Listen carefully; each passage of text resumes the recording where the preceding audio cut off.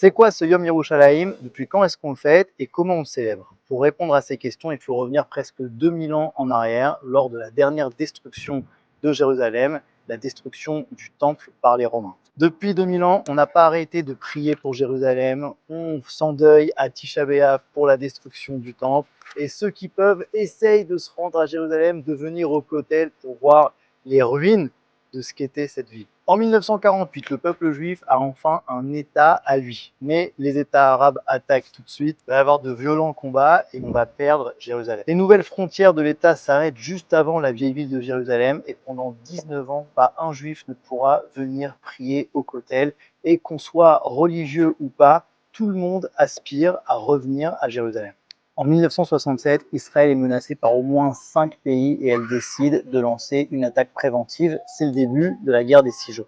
Guerre éclair presque miraculeuse au cours de laquelle Israël va revenir sur des territoires qui sont le berceau de son histoire comme Shrem, Hebron, toute la Judée, mais aussi la vieille ville de Jérusalem. En 1948, après avoir reçu un corps, en 67, le peuple d'Israël récupère finalement son cœur.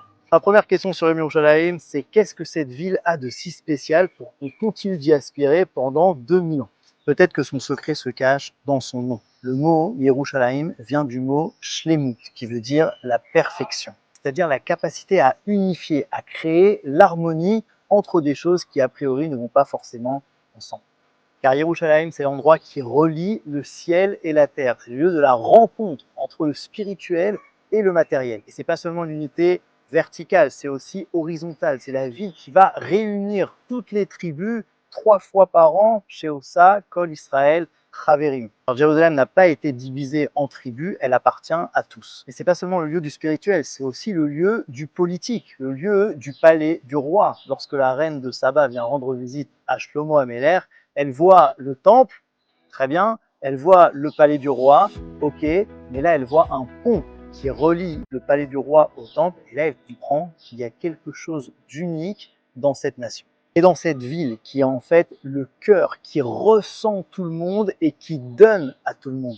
En 67, pour célébrer le retour à Jérusalem, la Rabbanout Harachit, le grand rabbinat d'Israël, a décrété que cette journée, le jour où on a récupéré Jérusalem, serait un jour de remerciement, un jour de joie, avec une prière particulière, avec la récitation du Hallel. Et puis quelques années plus tard, une coutume a commencé à s'organiser, le fameux Rikoud Galim, la danse des drapeaux. Un drapeau, un étendard, finalement, c'est une sorte de symbole qui réunit autour de lui et qui nous fait lever les yeux vers le ciel, ce qui correspond plutôt bien à Jérusalem. Et là, j'en arrive à ma deuxième question, c'est pourquoi est-ce que tout le monde ne fête pas Yom Yerushalayim? Parce que concrètement, c'est fêté seulement par une petite partie de la société israélienne, surtout le monde sioniste religieux.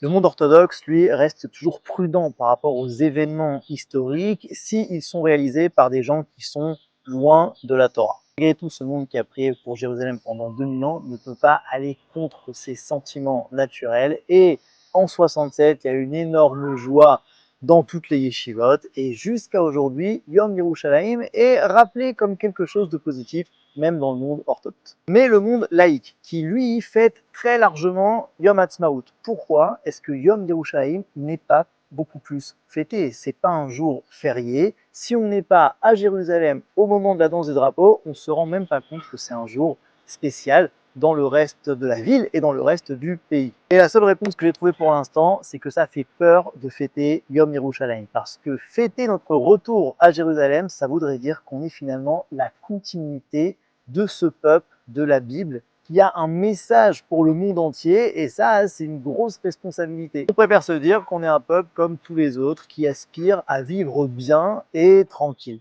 Et malheureusement, parfois, c'est nos ennemis qui nous obligent à répondre à cette question. Est-ce que vous voulez Yerushalayim ou pas? Et tant qu'on n'aura pas une réponse claire, eh ben, Jérusalem ne nous lâchera pas, comme nous, on l'a pas lâché pendant 2000 ans. Alors pour l'instant, c'est vrai, c'est seulement le monde sioniste religieux qui célèbre cette fête. Il n'y a aucun doute que Jérusalem finira par tous nous unir. Yom Yerushalayim Sameach.